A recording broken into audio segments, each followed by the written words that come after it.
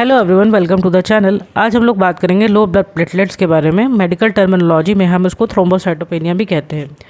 जब हमारे शरीर में नॉर्मल अमाउंट से ब्लड में प्लेटलेट्स कम हो जाते हैं तब हम उसको थ्रोम्बोसाइटोपेनिया कहते हैं। ब्लड 4 कंपोनेंट से मिलकर बना है। पहला है आरबीसी। इसका फंक्शन यह है कि ये शरीर के हर बॉडी पार्ट में ऑक्सीजन पहुंचाने का काम करते हैं। इन ब्लड सेल्स में हीमोग्लोबिन नाम का लाल रंग का पदार्थ होता है जो कि इन सेल्स को लाल रंग का बनाते हैं। हीमोग्लोबिन ही ऑक्सीजन लाने ले जाने का इंपॉर्टेंट रोल प्ले करते हैं। दूसरा है डब्ल्यूबीसी। यह सेल्स शरीर को इम्यूनिटी को बनाए रखने में मदद करते हैं। जब शरीर में कोई भी बैक्टीरिया और वायरस एंट्री करते हैं तब ये डब्ल्यूबीसी सेल्स बॉडी में एक्टिव होकर वायरस और बैक्टीरिया पर हमला कर देते हैं। तीसरा है प्लेटलेट्स। प्लेटलेट्स हमारी बॉडी के ऐसे सेल्स होते हैं जो कि ब्लड को बहने से रोकती है।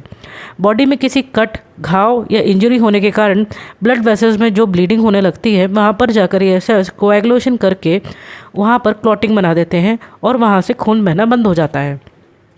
चौथा है प्लाज्मा। प्लाज्मा लिक्विड पोर्शन है ब्लड में। ब्लड में 55% प्लाज्मा होता है और 45% सेल्स होते हैं। प्लाज्मा दिखने में येलो कलर का होता है। इनमें कुछ प्रोटीन कंपोनेंट्स भी प्रेजेंट रहते हैं। प्रोटीन जैसे कि सीरम ग्लोबुलिन, सीरम एल्बुमिन और फिब्रिनोजन। फिब्रिनोजन ब्लड क्लॉटिंग के लिए इम्पॉर्टेंट रोल प्ले करता है। अब हम लोग इसके सिम्टम्स के बारे में बात कर लेते हैं।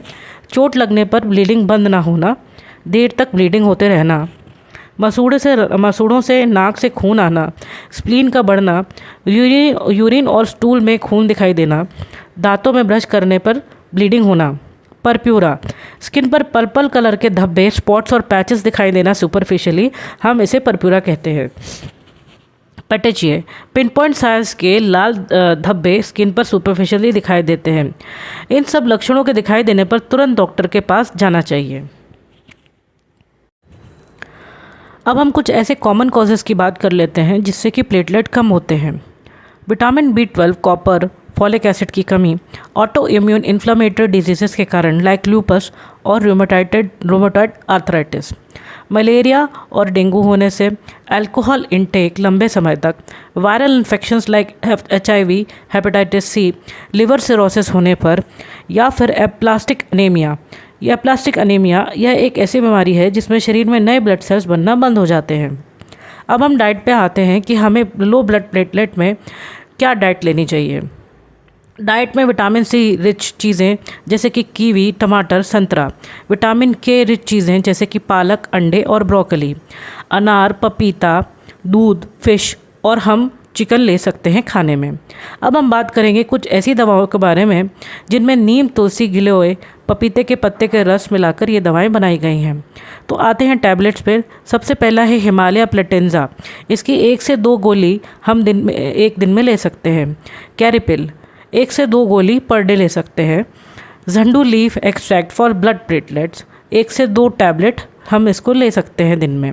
पतंजलि गिलोय घनवटी, इसकी भी हम 1 से 2 टैबलेट दिन में ले सकते हैं। अब सिरप की तरफ आते हैं।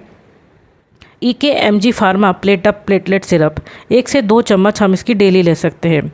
डाबर का प्लेटीफोर्ट सिरप, इसको भी हम 1 से 2 चम्मच दिन में ले सकते हैं। हिमालय प्लेटेंजा सिरप, इसकी भी हम 1 से 2 चम्मच दिन में ले सकते हैं। अब हम जूसेस के बारे में बात कर लेते हैं। डाबर का गिलोय, नीम, तुलसी जूस, इसको भी हम 1 से 2 चम्मच दिन में ले सकते हैं। कृष्णा कंपनी का पपाया लीफ जूस, इसको भी हम 1 से 2